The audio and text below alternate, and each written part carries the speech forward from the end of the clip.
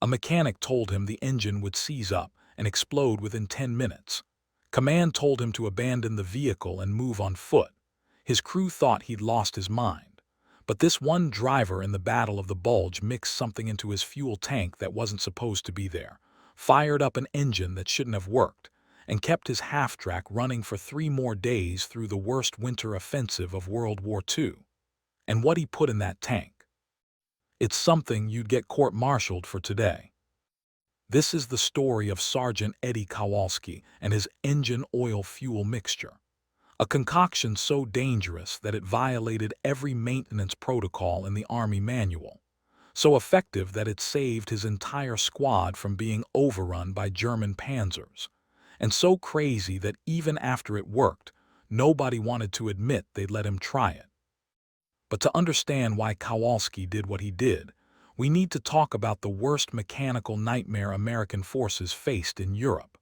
Because this story starts with frozen fuel lines, dead engines, and soldiers dying because their vehicles wouldn't start. December 1944, the Ardennes forest in Belgium, and the United States Army is about to learn that their equipment wasn't built for this kind of cold. The temperature had dropped to negative 15 degrees Fahrenheit. That's cold enough to freeze diesel fuel solid, cold enough that engine oil turned into sludge, cold enough that batteries died overnight and stayed dead. Every morning, mechanics would try to start vehicles and nothing would happen, just dead cranking sounds and the smell of fuel that wouldn't ignite. The M3 Halftrack was particularly bad in the cold. It was this hybrid vehicle, half truck in the front and half tank in the back, used to transport infantry and supplies. The Army loved it because it could go almost anywhere.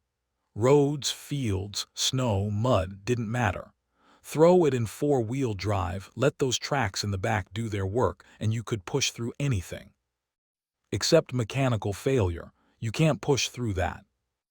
The M3 ran on gasoline, which was better than diesel in cold weather, but it still had problems. The fuel would get so cold it wouldn't vaporize properly in the carburetor. The oil would thicken up until it was basically tar. And the engine block itself would contract from the cold, changing the tolerances just enough that things that should move smoothly would grind and stick. Mechanics tried everything. They drained the oil every night and warm it by a fire, then pour it back in the morning. They'd wrap engines in blankets and tarps to hold in any heat. Some units would keep a fire burning under their vehicles all night, which was a great way to stay warm right up until the gas tank exploded. Nothing really worked. The Army was losing more vehicles to cold than to German fire. And in the Battle of the Bulge, when German forces punched through American lines in a massive surprise offensive, having a working vehicle meant the difference between retreat and encirclement. Kowalski's unit was part of the 7th Armored Division, assigned to hold the town of St. Vith. They'd been pulled from a rest area and thrown into the line with almost no notice. The Germans were coming fast, whole panzer divisions rolling through the forest, and American forces were scattered and disorganized trying to form a defensive line. Kowalski was the driver of a half-track that carried 12 men plus ammunition and supplies. His vehicle was their lifeline. If it died, they'd have to abandon everything and move on foot through snow that was waist-deep in places. And moving on foot in the Bulge meant you were probably going to die, either from German fire or from the cold or from both. So when Kowalski woke up on December 18th and his half-track wouldn't start, it wasn't just an inconvenience. It was a death sentence. He tried everything standard first. Checked the fuel lines, they were clear. Checked the battery, it was good. Checked the spark plugs, they were firing. The engine would crank and sputter but wouldn't catch. Something was wrong with the fuel delivery or the combustion, but he couldn't figure out what. His sergeant came over, took one look, and said to strip what they could carry and prepare to move on foot. The vehicle was dead. Leave it. But Kowalski wasn't ready to give up. He'd been a mechanic before the war, worked on cars and trucks in Detroit. He knew engines, and he knew that the problem wasn't the engine itself, it was the fuel. In this cold, gasoline wasn't vaporizing the way it needed to. It was too thick, too viscous. It needed to be thinner, lighter, more volatile. That's when he got the idea. An absolutely insane idea that could blow up in his face literally. But he was out of options and out of time. He grabbed a 5-gallon jerry can of engine oil. Not the thick stuff you'd normally use, but the lightweight oil they used for emergency top-ups. Then he started pouring it into his fuel tank. His crew thought he'd snapped. Oil doesn't burn like gasoline. It's not fuel. You put oil in the crankcase to lubricate the engine, not in the tank to run it. What the hell was he doing? Kowalski knew exactly what he was doing. He was making a fuel mixture that would thin out the gasoline and help it vaporize in the cold. Oil itself doesn't burn well, but mixed with gasoline it changes the properties of the fuel, makes it lighter, easier to atomize, and in theory, easier to ignite.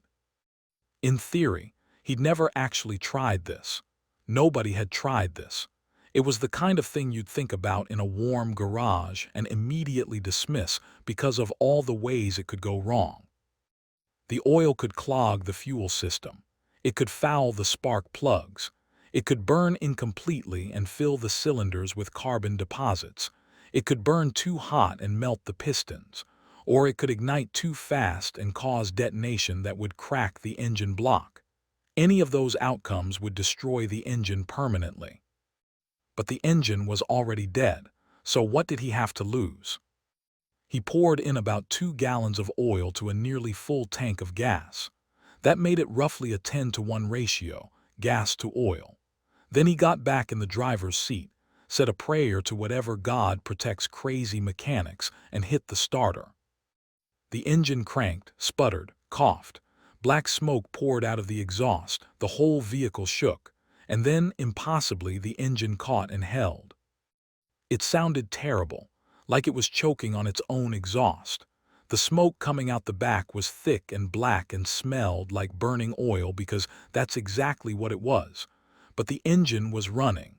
The temperature gauge started to climb, and Kowalski had a working vehicle when everyone else was abandoning theirs. His sergeant came running over, half angry and half amazed. "What did you do?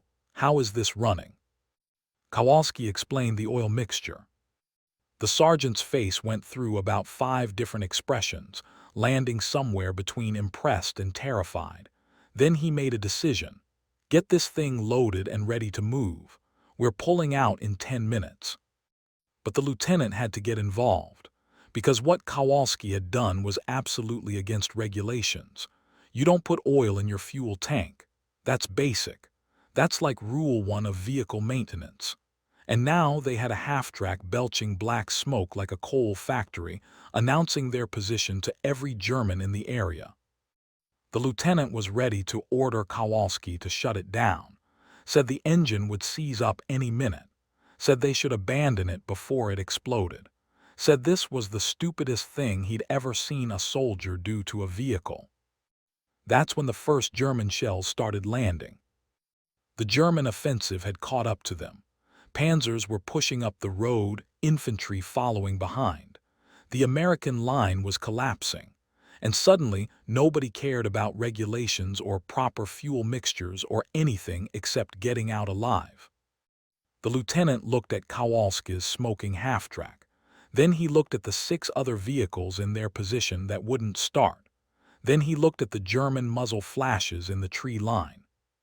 He told Kowalski to start loading up. They were taking the half-track. They loaded everything they could. 12 men, ammunition, weapons, medical supplies, even some gear from the dead vehicles. The half-track was overloaded, sitting low on its suspension, but the engine kept running. That horrible, smoking, rattling engine that shouldn't have worked but did. They pulled out just as German tanks entered the far end of town. The road south was clogged with retreating American vehicles, but most of them weren't moving. Dead engines everywhere. Half-tracks, trucks, jeeps, all abandoned because of the cold. But Kowalski's half-track kept going. He drove it for 6 hours straight that first day, through snow, through mud, through roads clogged with refugees and retreating soldiers. The engine never quit. It smoked the entire time, leaving a black trail behind them that you could probably see from orbit, but it ran. They made it to a rally point south of St. Vith, where the 7th Armored was trying to reorganize. Kowalski finally shut the engine down, and immediately a crowd of mechanics surrounded the vehicle. They wanted to know how this half-track was running when 90% of the division's vehicles were dead. Kowalski explained his oil mixture. The mechanics went quiet. Then they started arguing. Half said it was brilliant. Half said it was suicide. All of them agreed it shouldn't have worked. They opened up the engine to inspect it, expected to find destroyed pistons, fouled spark plugs, clogged fuel lines. Instead, they found an engine that was dirty but functional. The combustion chambers were coated in carbon deposits, sure. The spark plugs were blackened, but nothing was damaged. Nothing was broken. The engine had run for 6 hours on a fuel mixture that violated every principle of internal combustion, and it had survived. The head mechanic, a master sergeant who'd been working on engines for 20 years, just shook his head. He said Kowalski was either the luckiest idiot in the army or some kind of genius. Maybe both. But the important question was whether they could do it again. Because the 7th Armored was about to be surrounded. The Germans had pushed around both flanks and were closing the pocket. If the division was going to break out, they needed every vehicle they could get running. And right now, they had one half-track that worked and about 50 that didn't. Kowalski's mixture became the solution. They started adding engine oil to fuel tanks across the division. Not everyone was comfortable with it. Some mechanics refused, said it would destroy the engines, and they'd rather abandon vehicles properly than break them themselves. But the ones who tried it found the same thing Kowalski had. The engines would start. They'd run rough, smoke like crazy, and sound like they were dying. But they'd run, and running rough was better than not running at all. The division's breakout from St. Vith happened on December 23rd. Kowalski drove his half-track loaded with wounded men. The engine had been running for 3 days straight on his oil mixture. 3 days of constant operation in sub-zero temperatures, overloaded, pushing through snow and mud, and the engine just kept going. Other half-tracks that had adopted the mixture were running too. They formed a convoy of smoking, rattling vehicles that somehow stayed ahead of the German advance. It looked like a retreat from hell, this long line of vehicles pouring black smoke into the white winter sky. They made it through. Not everyone did. Some vehicles broke down. Some ran out of fuel.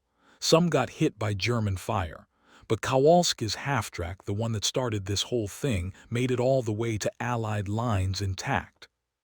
When they finally stopped and Kowalski shut down the engine, it had been running for 72 hours, 3 full days, on a fuel mixture that every manual said would destroy it in minutes. The mechanics pulled the engine apart to see what the damage was. They found cylinders caked in carbon, spark plugs that needed replacing, fuel system components that would need cleaning. But the core engine, the pistons and cylinders and crankshaft, they were fine, dirty but undamaged. It made no sense. The mixture should have caused detonation, should have overheated the engine, should have done something catastrophic, but it didn't. Somehow, in that specific combination of cold weather, high oil content fuel, and constant operation, the engine had found a way to run that shouldn't have been possible. Kowalski got called in to explain his mixture to a group of officers and engineers. They wanted exact ratios. They wanted to know how he'd figured it out.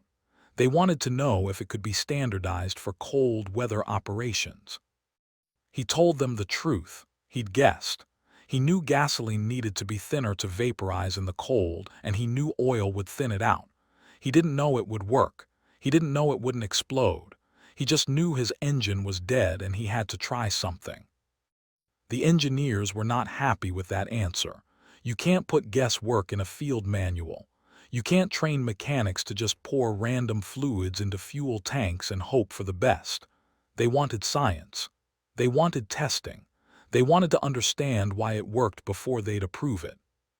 But the officers saw it differently. They just watched their entire division nearly get wiped out because vehicles wouldn't start. They'd seen Kowalski's mixture save lives, and they knew the war wasn't going to wait for proper testing and approval processes. So they did what the military always does when something works but shouldn't. They officially ignored it while unofficially encouraging it. There was never an order saying to use oil-fuel mixtures, never a manual update, never a training program, but word spread. Mechanics talked to other mechanics. Drivers talked to other drivers. And by January 1945, when the next cold snap hit, half the vehicles in Europe had some oil mixed into their fuel tanks. It became known as the Kowalski mixture, though he never claimed credit for inventing it. He just said he did what he had to do, but soldiers remembered. The guy who saved the 7th Armored by putting oil in his gas tank. The thing is, Kowalski's mixture wasn't perfect.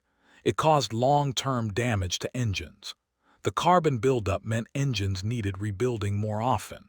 The incomplete combustion meant worse fuel economy. And there were cases of engines failing because someone used the wrong ratio or the wrong type of oil. The Army eventually developed proper cold weather fuel additives, chemicals that would prevent freezing without causing the problems oil did, but those took months to develop and distribute. In the meantime, Kowalski's mixture filled the gap and saved lives. That's the part that matters, because every vehicle that kept running meant soldiers who didn't have to walk through the snow, equipment that didn't get abandoned, wounded men who could be evacuated instead of left behind. The Battle of the Bulge lasted until late January. The Germans were eventually pushed back, but it cost the Americans over 80,000 casualties. It was the bloodiest battle the U.S. fought in Europe, and one of the major factors that allowed American forces to recover from the initial German breakthrough was mobility. The ability to move units, to retreat when necessary, to reposition and counterattack. Kowalski's mixture helped provide that mobility, not everywhere, not for everyone, but in enough places at enough critical moments that it made a difference. After the battle, Kowalski was recommended for a Bronze Star. The citation said he displayed exceptional initiative and technical skill in maintaining vehicle operations under adverse conditions. It didn't mention the oil mixture specifically, just said he kept his vehicle running when others couldn't. He received the medal in a ceremony that included about 30 other guys from the 7th Armored. His squad was there. His sergeant, the one who'd wanted to abandon the Halftrack, shook his hand and said Kowalski had saved all their lives. The Halftrack itself survived the war. It was rebuilt with a new engine in early 1945. The old one finally too clogged with carbon to run properly anymore.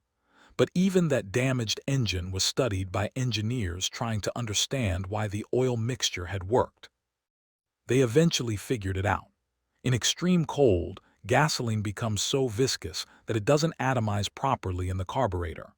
Adding oil, counterintuitively, actually improved atomization because it changed the surface tension of the fuel droplets. The oil also provided additional lubrication to engine components that were running dry because the regular oil had thickened to sludge. It wasn't supposed to work. By all the normal rules of chemistry and engineering, it should have failed. But in that specific set of conditions, with that specific ratio, in that specific temperature range, it did work. That's the crazy thing about war. The rules change. What works in peacetime might fail in combat. What fails in testing might succeed in the field. And sometimes the difference between life and death is a mechanic with a crazy idea and the guts to try it. Kowalski went home after the war, back to Detroit, back to working on cars. He never talked much about his Bronze Star or the Battle of the Bulge. When people asked what he did in the war, he'd say he drove a truck. That was it. But other veterans remembered. Guys from the 7th Armored would look him up when they came through Detroit. They'd stop by his garage and shake his hand, tell him thanks for keeping the engine running, thanks for getting them out. He'd just nod and say he was glad it worked, because really that's all there was to it. He'd had an idea, it had worked, and his friends had lived. The half-track that he drove, the one with his oil mixture, ended up in a depot in France after the war.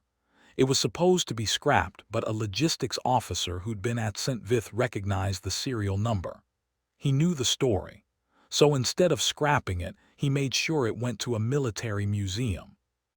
It's still there today, in a warehouse in Belgium, part of a battle of the Bulge collection. The placard next to it tells the basic story. Driver kept engine running with improvised fuel mixture during the German offensive. But it doesn't capture what actually happened. The desperation, the innovation, the absolute crazy gamble that paid off. Because that's what Kowalski really did. He gambled. He took an engine that was already dead and tried something that might make it worse or might make it work, and he had no way to know which until he turned the key. That takes a special kind of courage. Not the battlefield kind, not charging machine guns or diving on grenades, but the kind where you're faced with an impossible situation and instead of giving up, you think maybe, just maybe, there's another way. And sometimes there is. The military learned from Kowalski, even if they never officially acknowledged what he did. Modern cold weather vehicle preparation includes fuel additives as standard. Engine heaters are built in, not improvised. Arctic warfare training covers proper cold start procedures and emergency alternatives. But the lesson isn't really about fuel mixtures or engine maintenance. It's about adaptation. About soldiers in the field being empowered to make decisions, to try new things, to solve problems with whatever they have available. Kowalski didn't wait for permission, didn't wait for an engineer to design a solution, didn't wait for supplies to arrive. He looked at what he had, thought about what he needed, and made it happen.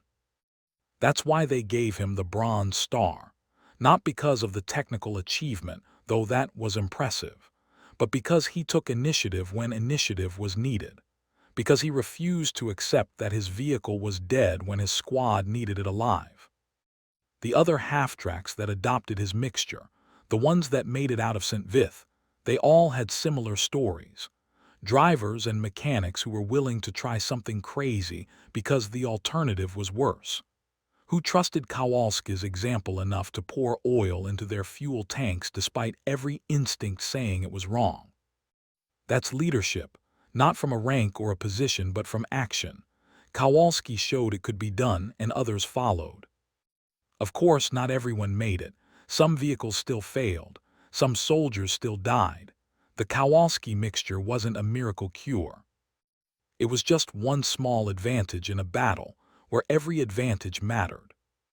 But for the 12 men in Kowalski's half-track, it was everything. For them, that smoking, rattling engine meant the difference between life and death, and they never forgot it. One of those men, a private named Stevens, wrote a letter to his family describing the retreat from St. Vith. He mentioned Kowalski by name, said he was the bravest mechanic in the army, not because he fought but because he kept their vehicle running when everyone else said it was impossible. That letter is in an archive now, part of a collection of soldier correspondence from the Battle of the Bulge. Historians found it years later while researching the battle. They tracked down Kowalski's service record, found the Bronze Star citation, and pieced together the story. It's a small story in a huge battle, one vehicle out of thousands, one squad out of hundreds of thousands of soldiers, but it mattered to those 12 men, and it matters to anyone who's ever faced an impossible problem and had to find a way through anyway. The engine oil-fuel mixture was never officially adopted, never became part of Army doctrine, never appeared in a field manual, but it existed, it worked, and it saved lives. That's enough. Kowalski died in 1989, 45 years after he poured oil into his fuel tank and gambled that it would work. His obituary didn't mention the war much, just said he was a veteran and a mechanic and a husband and father. But at his funeral, 3 men showed up who his family didn't recognize. They were older, in their late 60s, wearing suit jackets that didn't quite hide their VFW pins. They'd been in Kowalski's Halftrack during the retreat from St. Vith. They told his widow that her husband had saved their lives, that they'd never forgotten him, that they wanted to pay their respects to the man who'd refused to give up on a dead engine and somehow made it run. She thanked them, said she'd never heard the full story, that Eddie didn't like to talk about the war. They promised to write it down for her, and they did. That's how the story got preserved, through their letters and memories. The Halftrack in Belgium is still there. The museum occasionally fires up engines in their collection for demonstrations. They've never tried to start Kowalski's Halftrack because they're afraid of damaging it further.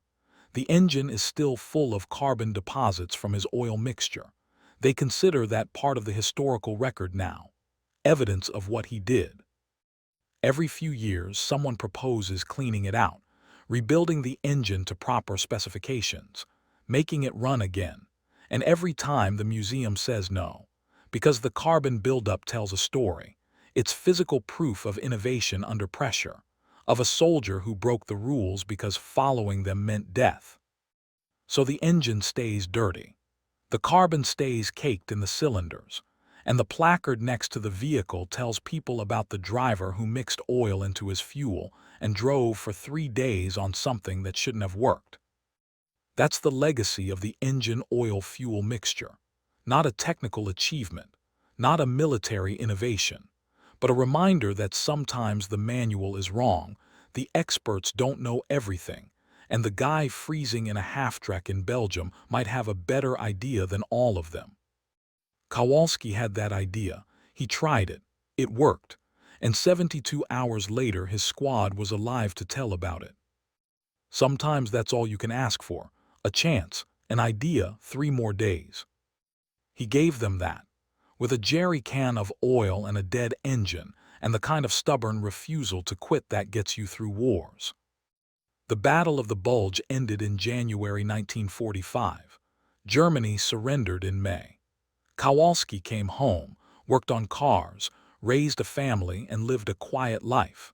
But for 3 days in December 1944, his Halftrack's engine was the most important machine in his world. And thanks to his oil mixture, it kept running. Subscribe for more untold World War II stories.